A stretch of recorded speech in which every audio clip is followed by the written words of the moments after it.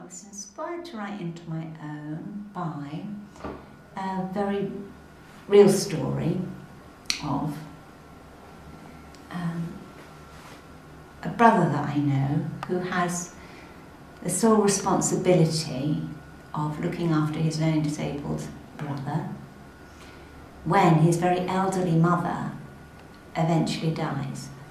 The elderly mother in question has protected her then disabled son and actually does call him Wounded Bird.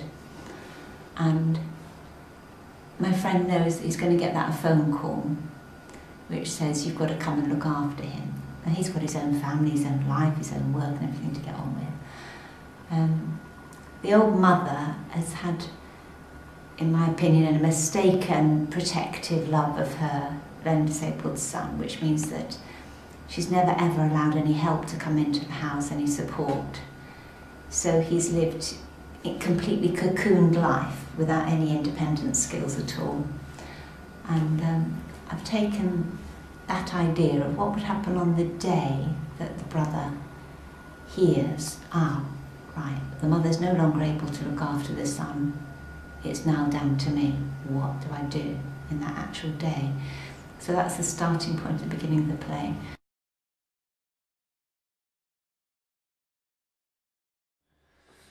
I think the music of the Pastel is really important for the production, principally because it's about just taking one step at a time, which is the theme of the play.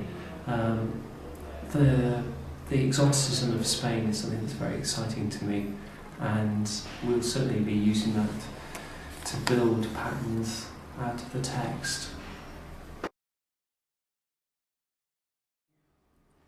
Well, what we've been experimenting with today really is trying to make something which is really special and quite filmic really, something which is huge.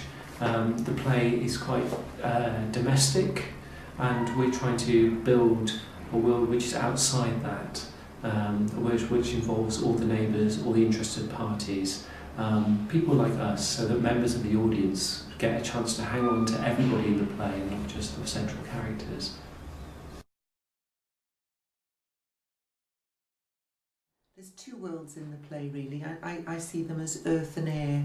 Anne is earth, she's grounded, she's stuck at home in a small claustrophobic world where she's told she can't do things.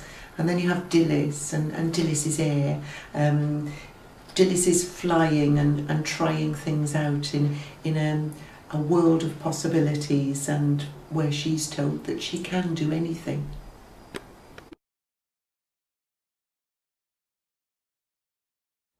James and I are going to work on this play together. Now, we've worked together a lot before, but this time we're going to direct together and he's going to take the lead, and I'm really excited by that.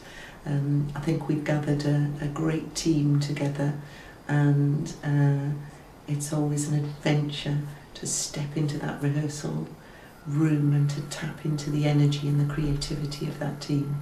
So I'm always excited by rehearsals.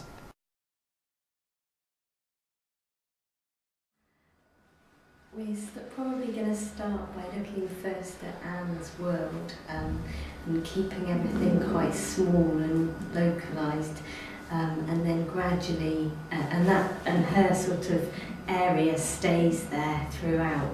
And Dilys's world is much more fluid, and it sort of can appear and disappear, and hopefully at the end of the play there will be some kind of transformation of the worlds, of both of their worlds.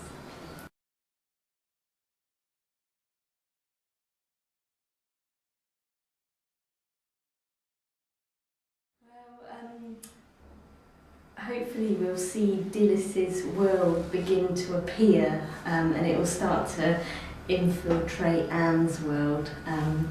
And we're hoping to kind of build some sort of amazing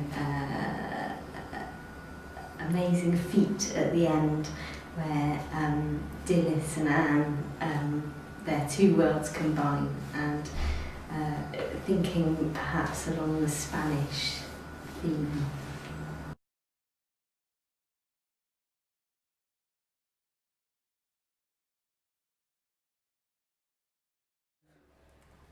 Well, I hope they're really moved by the play, and I hope that it allows them to think about the issues which are spoken about, issues about making sure that there is a provision for people with learning disabilities, so that they're not just cosseted in the family. But I suppose my main aim with the play is to make sure that people love their experience of the play and want to come back to the theatre again, or maybe even back and watch the play again. I hope at the end of the play they just think that, oh, I liked that, that was great, or, you know, or well, everybody feels something very different, I think, and there's a lot in this play. It's deceptively simple, but there's a lot of material in it.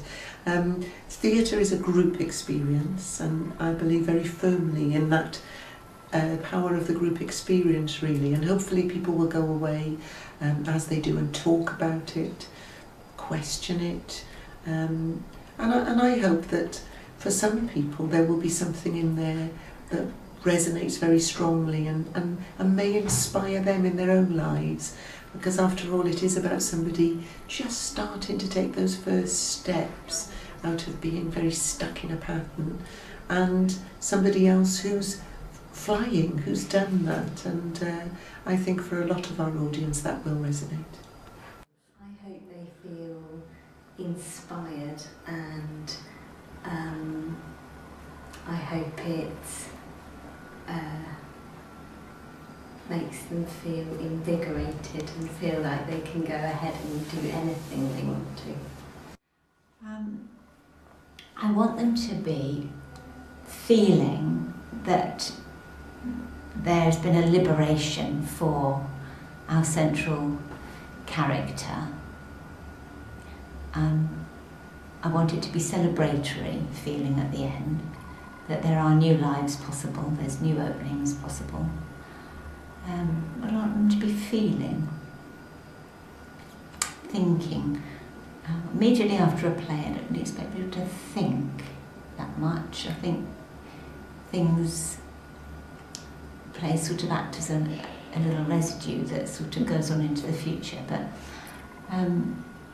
hopefully their thinking will be around this idea of what is roots and what is wings, what is stability and dependence, and what is actually being able to cut off from being dependent and move away. And there's lots of issues with people with learning disabilities about how much they need to be supported and how much they need to be enabled, and those issues for anybody in our audience will be very real, probably. So I hope that it prompts questions, and the questions will be really around how can you have an independent life? How can any of us have an independent life? What sort of degree can you get an independent life? If you are cared for, if you are overprotected, how damaging is that? How helpful is it? It's around those issues.